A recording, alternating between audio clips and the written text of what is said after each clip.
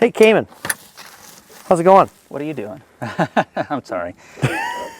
It's all good. Can I ask you 20 questions? Sure. Okay, let's play. First off, when did you start keeping bees? It's 18 seasons ago, and you know, my life has been totally derailed since that day, for sure. Who taught you beekeeping? No one taught me beekeeping, and that was part of the problem. I taught myself how to keep bees. Now, I've definitely had a lot of friends that have helped me along the way, and their tutelage has helped me so much. But if I had it to do over again, I would have found a master to learn from. Would have saved me years of time and thousands of dollars. But back 18 years ago, we didn't have a lot of the educational sources that we have now, and I read books and made a lot of mistakes. How many hives do you have right now? We are just shy of 300 right now. We have several out yards, and this is our yard here at my place, and we do a lot of different things here, like to keep the breeders here and make sure they don't swarm off, and also any colonies that are maybe a little splits or have a little bit of needs, nothing like disease, but we'll bring them here and baby them up and send them back out the next season. Okay, kind of a weird question. What's your morning routine? It depends on the time of the year. So if we're in springtime, we're getting up probably around 5-something o'clock and getting to the yards and managing swarming and making sure supers are on and pulling colonies back that are too strong and getting too close to swarming and making splits. And you know, spring's a magical time, but it's a lot of work. This time of the year in October, where it's a lot slower, heck, I might sleep into 8 o'clock in the morning. And it's just a totally different transition of getting bees ready for winter. But my morning routine, I like to have a cup of coffee, but for those who know me, the coffee has been eliminated because I don't need any extra caffeine in my life. Makes sense. Why did you start your YouTube channel? Because my wife said so. Couple reasons. That was actually the first reason. I told her it was a terrible idea, and she gave me a lot of good reasons why, and there was some things going on here in the state of Tennessee that I was not appreciative of. And I just thought maybe we could help some beekeepers. I never thought that I was going to be able to do what we've done, but I just wanted to be able to help some other folks out, and so far so good. Did you ever expect it to get this big? You're going to have to follow me over here. So, no, I never expected it to get this big. I made a bet with my wife when we started the YouTube channel that if I had 1,000 subscribers in the first year, that I would buy her a porterhouse, and she got a porterhouse, and then she was actually trying to get more out of me, but thankfully I didn't bet a lot more or I would have been in trouble. I thought that it would be primarily just Tennesseans and maybe some other nearby states, but to actually impact people in Bulgaria and Lithuania, and there's a translator over there that's taking my videos and translating them into their language. And you know, so for better or for worse, we're making impacts, and our goal is to always provide quality. And it's shocking. I still wake up every morning thinking I kind of can't believe this is happening, because I live in the middle of nowhere and I'm just a country boy, and you know, this level of popularity is not something that ever entered my mind. Awesome. What's your favorite video you've ever created? Oh, that's a hard one to decide. It's funny how it works. Sometimes YouTube, I have to ask YouTube what's their favorite video, because I'll put out my best video ever, put more work into it, all kinds of thoughts and research, and then YouTube won't recommend it. But then I'll do a video that I feel like is, you know, not very good, and YouTube will blow that all over the place. Like it's just the best video I've ever done. I have to say though, if I picked one video and it wasn't something goofy like blowing up a beehive or picking on Ian Stepler, it would definitely have to be my videos on splitting bees. A lot of people have derived some success from being able to split their own bees, and I want to see more beekeepers sustainable and enjoying beekeeping and just become that guy or girl in their town that is the bee man or the bee woman that's got honey available for people. So that's kind of our mission. It's not necessarily everyone's got to run a business like my wife and I do, but just more beekeepers. Love it. Why do you use a single brood chamber? Well, this is a big single brood chamber right here that we're fixing to get into, but on a regular hive, well, what I would call a regular hive, a Langstroth hive, I like it for multiple reasons. Just like with everything, pros and cons. One of the cons of it is when you pull all the honey, you only have that single brood chamber, and you may have the equivalent of 3 deeps worth of bees. Where are those bees going to go?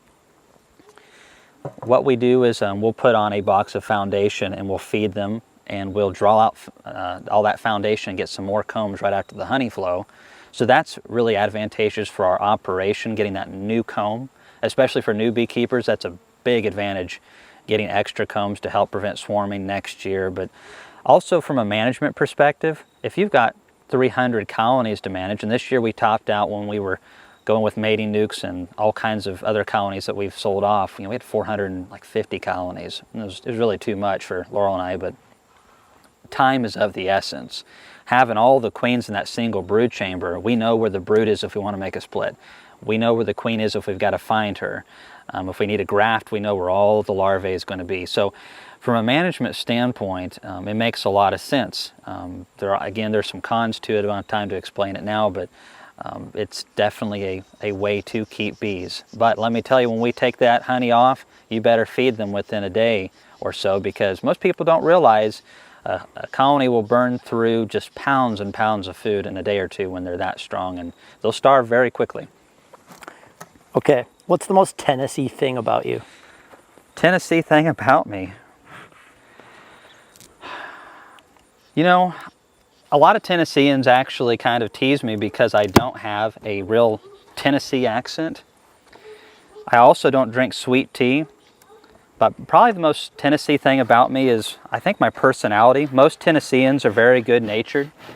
We have a great culture here, and by and large, most of us believe in a few things, like God, or don't respect your mama. You believe in, or at least respecting something around here.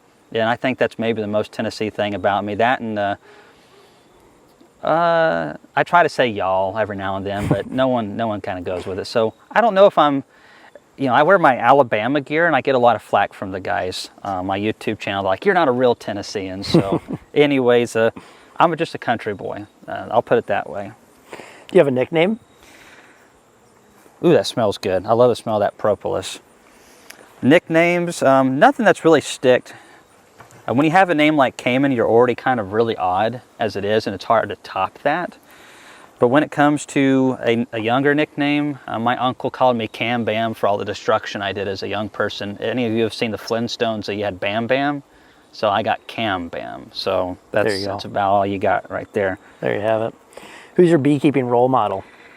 Beekeeping role model. Well, if we went through different aspects of kind of beekeeping, there'd be a few of them.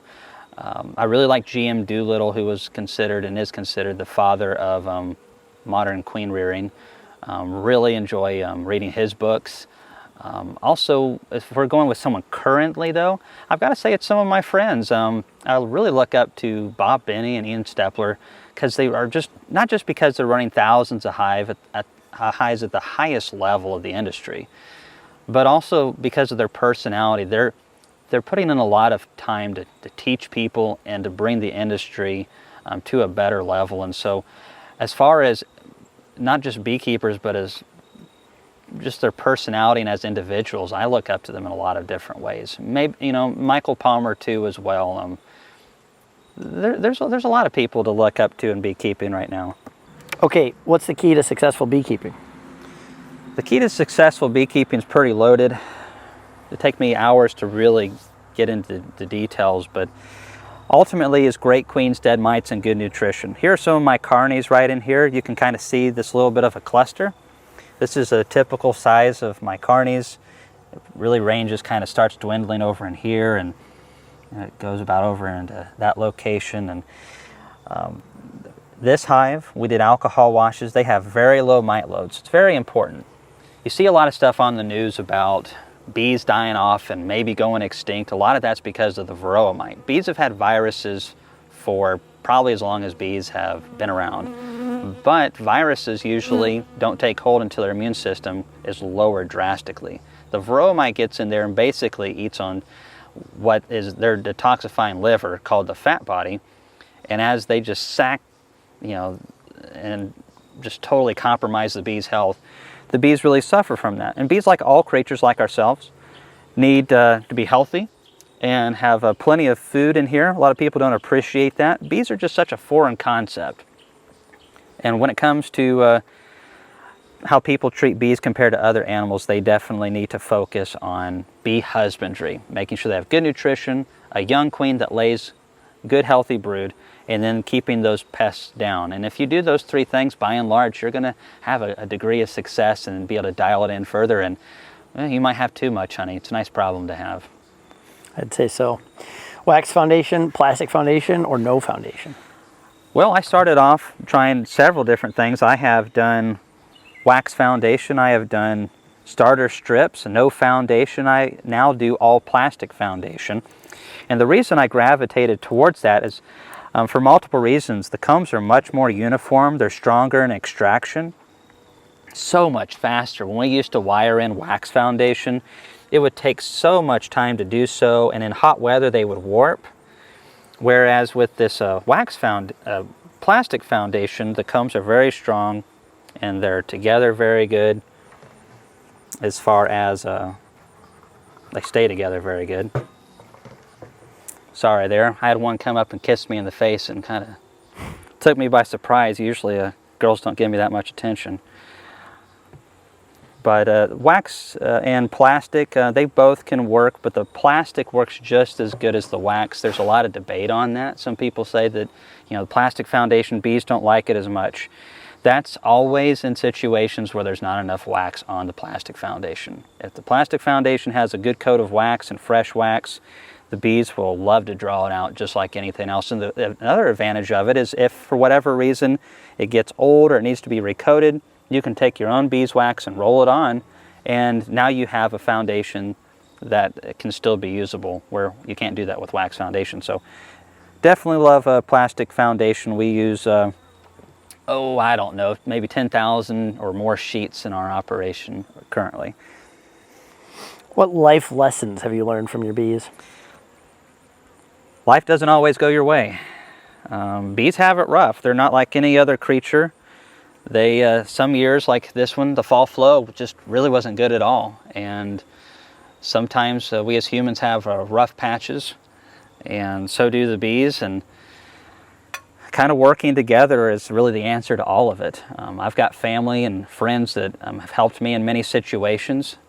And with the bees, it's really the beekeeper is I consider it should be their buddy. I mean, we're basically bee stewards. So if we're doing right by our bees, they should have a much better chance of thriving and being healthy. And the beekeeper benefits as well. It's really a nice coexistence, and I believe people could learn a lot from coexisting with one another from bees. What's a hobby of yours besides beekeeping? Well, since I got into beekeeping, most of my hobbies have been eliminated. Let me tell you, bees are just that awesome. They just want to take over everything in your life. Oh, there's the queen right there. I'll get to that question in a second. This is a 2021 queen up there over on the honey. Sorry about the smoke, girls. Look at that nice bunch of bees right there. You got a lot of just healthy young bees. But we know the mite loads are low in this colony. And I'm sorry, I'm probably getting, yeah. There we go. I'll get out of the light a little bit. But anyways, this is a nice, healthy cluster. The way I just said that, I sound like I have a lisp. All right, so hobbies besides beekeeping. I love to learn overall. I love outdoors. I love sports, hiking, gardening. Gardening and raising chickens, I used to do a ton of that. I did farmers markets and all kinds of things like that. And bees was one of those things I was like, well, I could produce honey, and it's way better than tomatoes because a good ripe tomato lasts 3 or 4 days on the shelf. Well, honey will last 3,000 or 4,000 years on the shelf. So it's hard to beat that. And people love honey. I've yet to find someone who did not like my honey on a good piece of bread or biscuit. Make honey caramels with it. So I just like to learn and explore. Sorry, I like a lot of things. What are you most excited for the Hive Life conference? That's hard to say. I'm so excited about it in general, but definitely my favorite part is just the men and women who make it up. That's what makes it special. We have a large group of people who are just really hardcore beekeepers. They're really serious about beekeeping and learning more, and that behavior and characteristic about these people is infectious. Our speakers are the same way. We find guys like Bob and Ian and Rick Sutton, and they have lots of experience, decades of experience to share, and the people that are coming are excited to learn from that. But you know, in between those periods of the lectures, it's just all that collaboration of this is what I'm doing or this is what she's doing, and you just learn so much from that, and just going there and getting recharged for the next year of just going at it with the bees and learning more and taking it to another level. All right, we got some brood over here. Not supposed to blow on bees. It's a good way to get stung, but I'm going to do it this one time. I guess I could use the smoke too. See how the smoke does that when you need it? It goes the other direction. That's a good brood pattern for this time of the year, being late October like that. The carnies really start wanting to shut down this time of the year, and this colony is going to need to be split in March, early March, if I had to guess. They also have some honey up in here. Looking good. Looking good. Okay, best advice for a new beekeeper? Best advice for a new beekeeper is to not give up. That's probably the only thing I actually did right in the first few years, is just not throw in the towel. There's a lot of reasons to stay in beekeeping. Another thing of advice I would give is don't overdo it early on. It's easy to get caught up in how many hives I've got game. You know, oh, I've got 20 hives, I got 50 hives. Just focus on doing 5 to 10 hives or something like that, and do it really well. Focus on being sustainable and focus on what you have and doing it to a very high level. Once you get to that point and get the right education and experience you need, which all takes time, then you can grow as fast as you want almost. Bees can grow very quickly in the right environment. Get good education, and I would recommend you know, some of the guys that I've already mentioned on this little chat that we've had, because you know, Bob and Ian have so much experience, and just get good fundamental information. And the real information that'll help you is, if it sounds too good to be true, it usually is. Beekeeping is like everything else. You got to put something into it, a little bit of work. So be tenacious, don't give up, and you know, maybe come to our Hive Life conference. That'll help you too. All right, you've got to pick one. $1 billion or the extinction of Varroa destructor. Ooh, you really pit me against human nature right there. Because $1 billion, I definitely don't need that, but boy, that would make things a lot simpler, wouldn't it? Wouldn't it? It would be nice, and I could get Laurel that Toyota Tacoma she's been wanting. But I'd have to say, if I'm thinking about humanity and bees, totally going for Varroa, because it impacts the industry by billions each year. So for me, I would rather get rid of Varroa, because being a beekeeper, that impacts everything we do with our operation. It's harder to make splits these days because of Varroa, hard to overwinter because of Varroa. You don't make as much honey if you let Varroa get too high. And, you know, they're just a real big pain in the butt. So, you know, $1 billion, I can make that another way. So get rid of them. Good answer. All right, what TV show are you currently into? TV show that I'm currently into.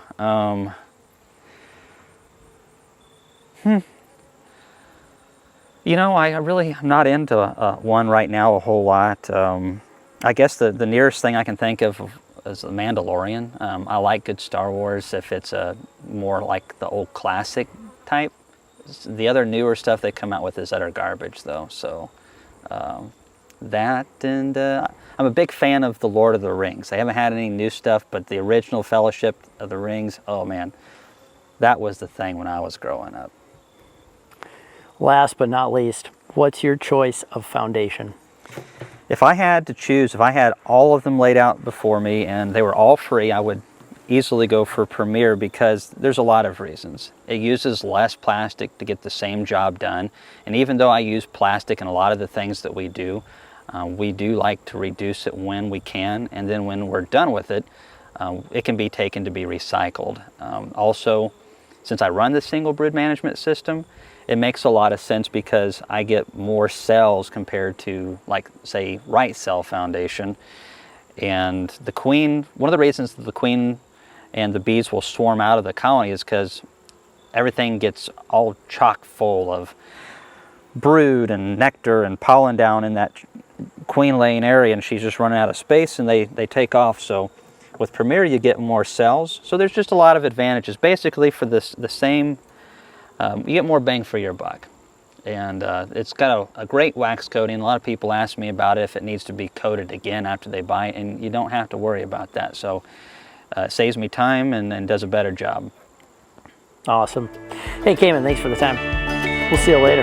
Not a problem.